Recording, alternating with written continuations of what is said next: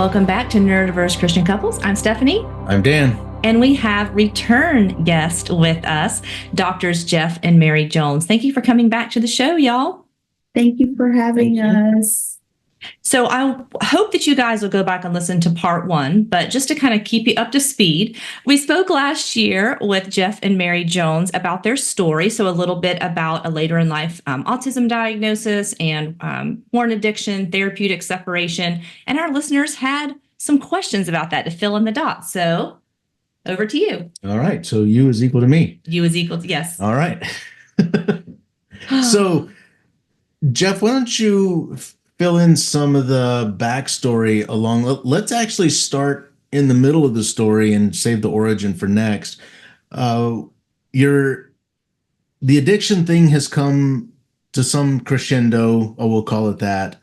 And there's a decision point that you make that says, I want to be all done with this. Talk about what that looked like in, the context of the decision making. What were your consideration factors? What are the things you knew you would have to accept as reality that might have not been pleasant because of such a thing? So just walk us through that, I'm ready to be done with this. Well, like probably many people, I had tried on my own to stop using pornography many times in the past, and eventually went back. But at the time of discovery, the crescendo, when Mary found out, I knew I had to be and wanted to be.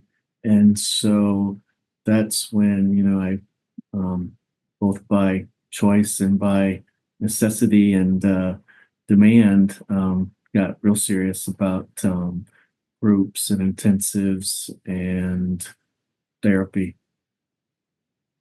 When you say you wanted to be, tell me the difference between want to be and want to be strong enough to actually do something about it. Well, I think a lot of it is about hiding and shame. And so the discovery, while terrifying, is freeing too, because there's no longer that. And so when you're hiding and have that shame, and I think that is really, really hard without getting rid of that, without transparency and vulnerability. I think it's really, really hard to escape addiction. I think you have to have transparency and vulnerability, either that you choose or that just happens. In the terms, sometimes you can see the decision as a running from or a running to kind of decision. They both have a practical similarity, but if you're running from something, it's a lot harder, I think anyway, than if you're running to something.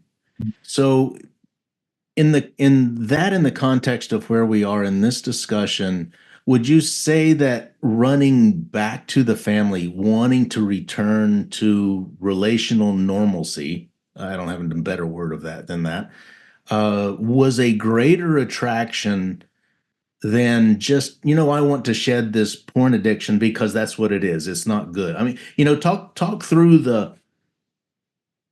I want to go somewhere good compared to I just want to shed something that is displeasing, unlikable, that kind of thing. Mm-hmm. Yeah, I do think it's more powerful, but I think it also evolved over time to become more going to freedom and green circle behaviors and this type of marriage and this type of role as a father and husband. I think it became more about that over time, and I don't think I really knew what that felt like or had a really perfect vision of that initially when it was kind of more running away. So I think that evolved over time. Would you say that was continually more attractive? I'll use an analogy of I found something that I've never tasted before, and I tasted a little bit, and now I want a little bit more, and then I want a little bit more. Would you say it's kind of like that once you got the idea that there was greater, there was more than, that it was a greater pull than trying to shed the old skin? Yeah, and it felt like losing weight or exercise. It's almost indiscernible day by day, and then you look back and it's like, wow, it's been 4 years. Talk a little bit about, that in the concept of what did it feel like to get free, to just put this down? I talk about that emotional, mental, just the offloading of such a thing. Yeah, that's kind of what I mean by the indiscernible incremental thing, where I feel like I, woke up and all of a sudden it's just not a problem, something I never think about, something that isn't a struggle.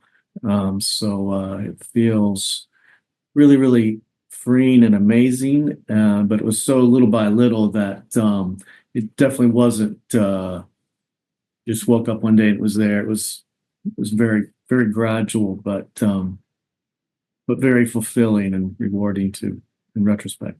And difficult. Yeah. Yeah, we're certainly not talking about this as an easy thing. I woke up one day and said, okay, I'm not going to do this anymore. And I never did it or never desired again. And I'm a highly spiritual person and I just did it. So I want to kind of take back to a conversation we were having before we recorded. And since you were both doctors, I think this is an important conversation. In the Christian community, we can over spiritualize it, like, all this stuff is just sin, sin, sin, pray about it, get delivered about it, sin, sin, sin.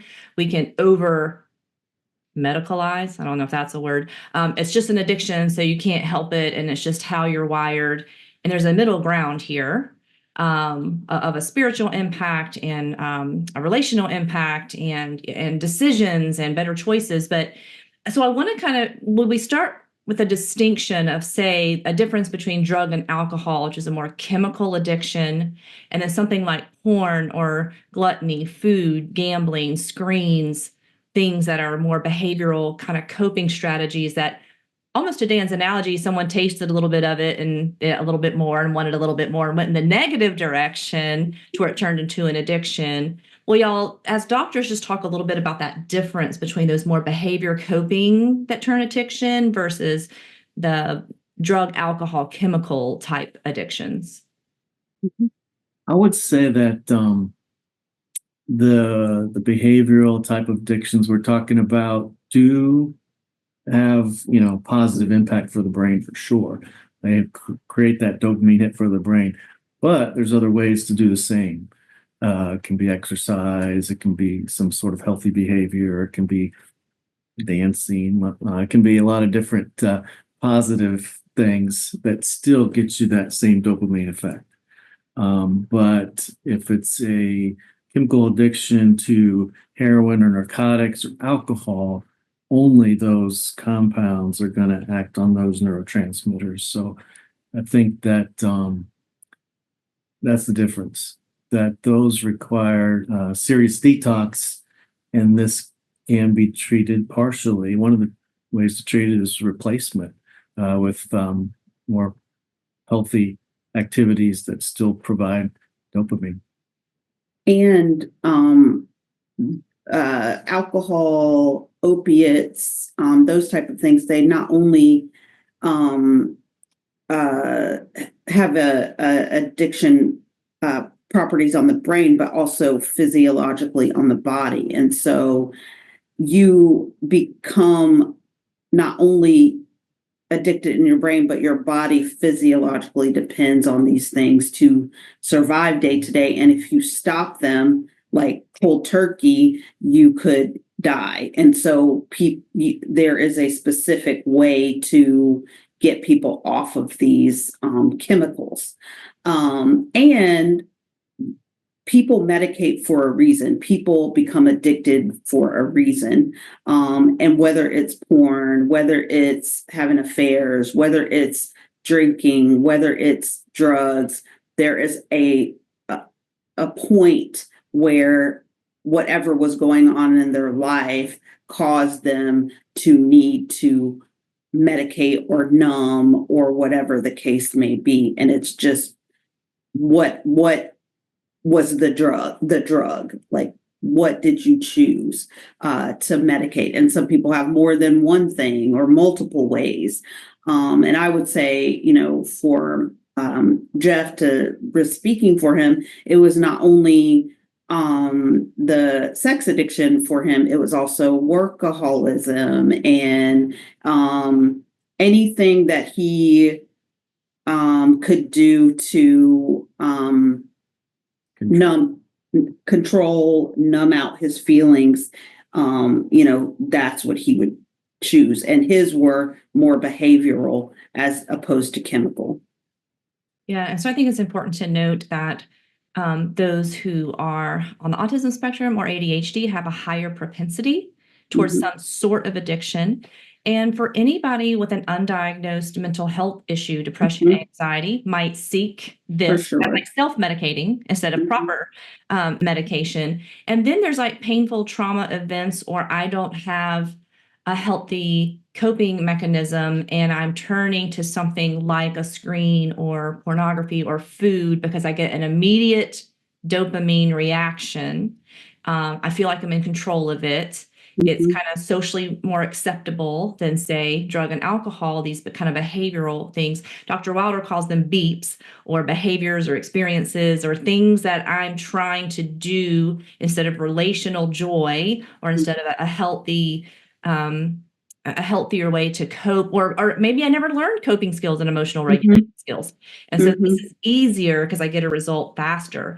So for you, Jeff, as it starts as a kind of coping mechanism, you kind of talked about some healthier, because in cognitive behavioral and some of the other therapies are like, okay, we can't just stop a behavior without learning a skill or replacing something. So just stopping it, in all things nature, creates a void, and nature abhors a vacuum.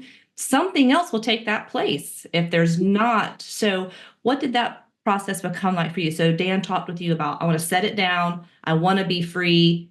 Freedom is better than bondage. But what were those other steps besides just working on pornography that you had to put in place? Yeah, so I think therapy is a big one. I think that, as I kind of alluded to, transparency and vulnerability through community as well as therapy is a big one. And then kind of replacing with things such as relationships, community, exercise, would be the other thing I'd say offhand. But yeah, therapy and community, but maybe most importantly is that transparency and vulnerability and other dopamine type activities that are fulfilling.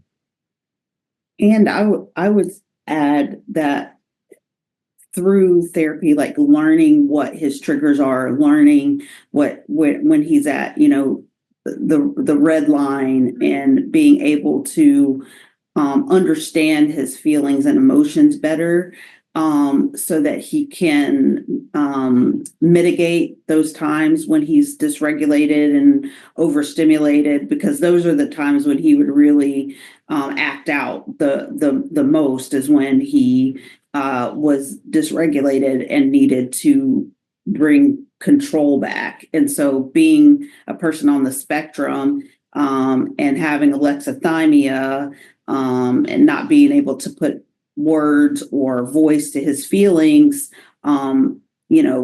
that made his addiction even more of a go-to. And I know people say, I'm autistic, and I have a special interest or addiction or whatever, and it's difficult to get away from that because of my autism. I would say, like, Jeff is a really prime example of, you are probably more addicted to whatever your coping mechanism is as an autistic person. However, if you put in the work, like as an autistic person, being singularly focused on getting something done, that's also a strength to getting out of addiction.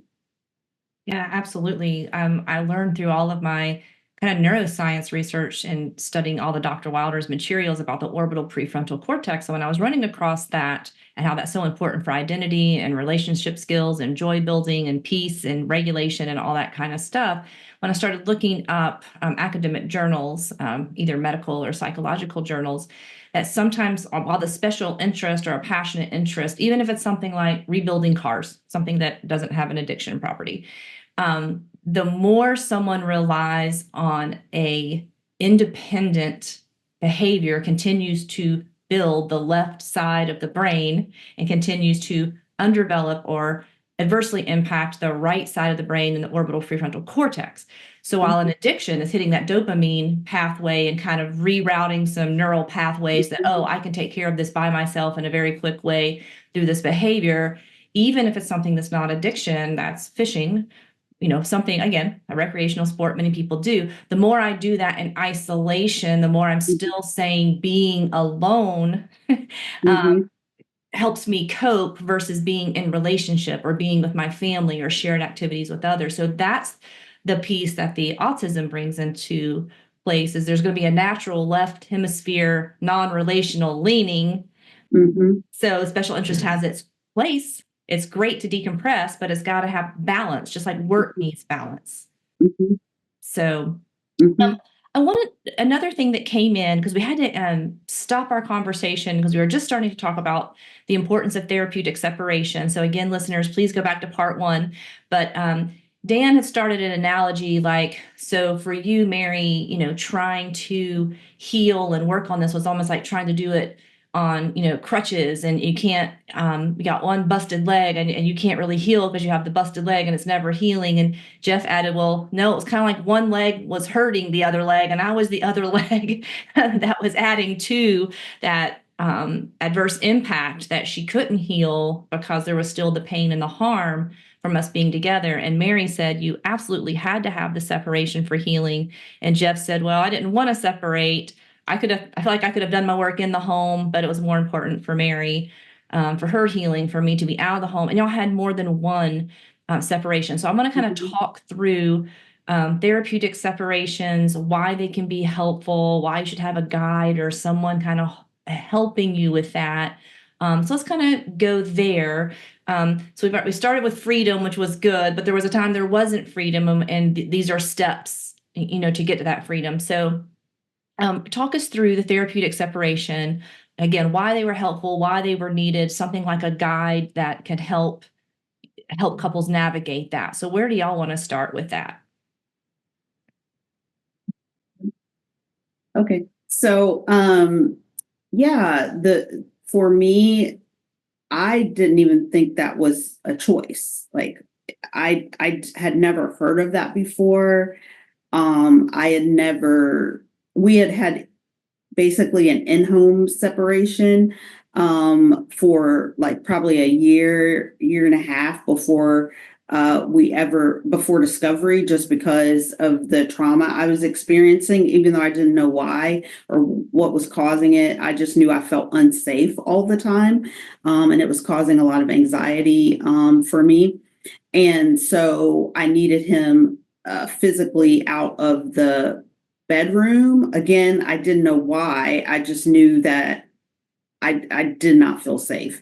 And so once discovery happened and I, found out about everything, I was scared, fearful. I don't know who you are. I don't know what you're capable of. And I was prepared to do what needed to be done in the home.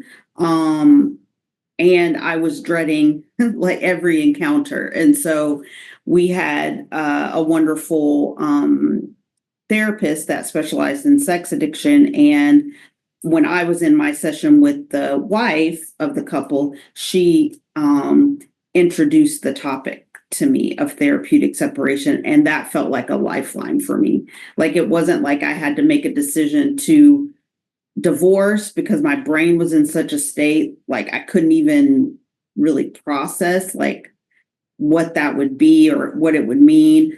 Wasn't even sure if that's something I wanted, but I needed room to breathe. I needed to be able to calm my nervous system down, and to feel safe. And so when she introduced that to me, I immediately was like, yes, that's what I need. And I told Jeff about it, and we had a guided separation through the whole, it was about 6 months, I think, the first time.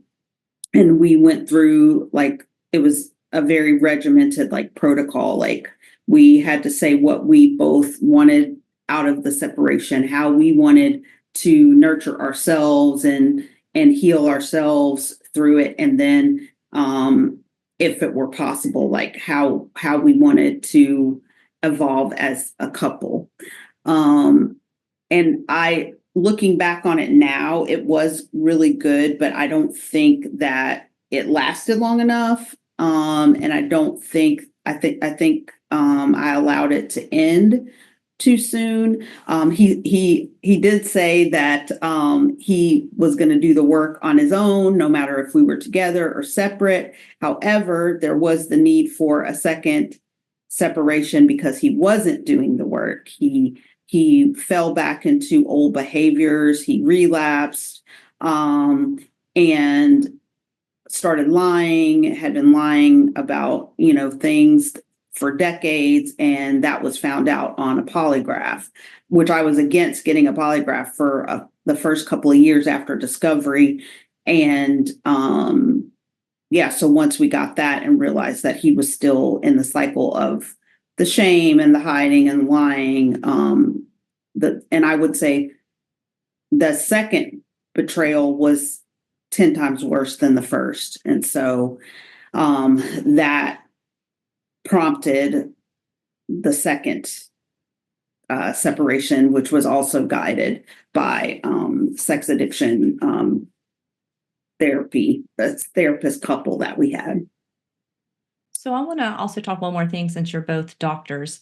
Sometimes when people hear the word safe, a more literal black and white thinker is like, oh, domestic violence, but you're specifically meaning like emotional, psychological, maybe even spiritual. And so can you both talk about if someone's central nervous system is constantly activated, or there's chronic stress, or the amygdala is constantly in hyper fight or flight, what does that do medically and physically to a person if there's prolonged stress and the central nervous system is just constantly activated? What does that do to a person? So it causes illness for one. It affects the cardiovascular system. You're more predisposed to having strokes, heart attacks, cancers. There's not one organ system that is not affected by that constant barrage of cortisol that keeps your body in a state of fight or flight all the time. And for me, it was expressed in, anxiety, depression, severe PTSD, like clinically diagnosed PTSD, just hypervigilance, and a sense of like fear of everything. And I was not only afraid of Jeff, and I didn't, in my mind, he could do anything. Like maybe he would kill me, maybe he would hurt me physically. I just didn't know. And that translated into like, I was afraid of everyone. Like I didn't trust anyone. And I'm like coming out of that now, but that was the result of it for me. Like I was just irrationally, like constantly in a state of fear.